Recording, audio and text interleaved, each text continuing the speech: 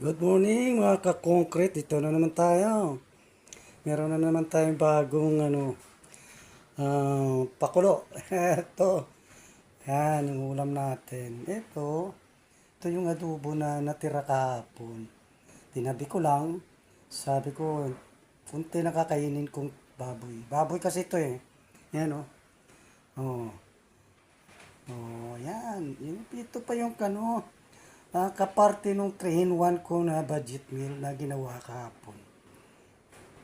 Tapos, yan, nag-ihaw ako ng isang pirasong talong. Yan yung kanyang kasamahan, kamatis at saka sibuyas. Ihahalo ko yan sa tuyo mamaya. Lalagyan ko ng tuyo para medyo may lasa.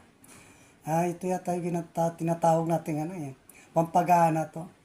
Yung iba ginagawa nilang dessert eh. Okay, sinasabay ko to sa kain para ganahan ka.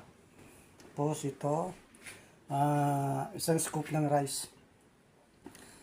Yan, tamang-tama na yan para sa one-man showdown. Okay? Then, yung tubig natin di nawawala palagi. Di ako nakabili ng saging ngayon guys kasi umuulan dito, malakas. Di ako makalabas. Saka bumaba sa labasan. So, ito mga ka-concrete to. Kainan na naman. Ayan, binili ko lang yan sa Turo-Turo. Nandito ako ngayon sa Turo-Turo kumain. Ito lang yung kaya natin budget. Isang pirasong isda na paksiw.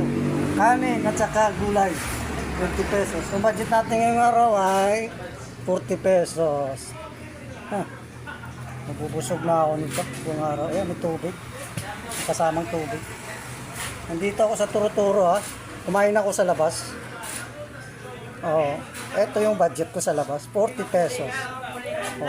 Pag nagluto ako, umaabot ng 100 ngayon. 40 lang. Isang pirasong isda ng paksiw. At saka gulay. Umaapo yan.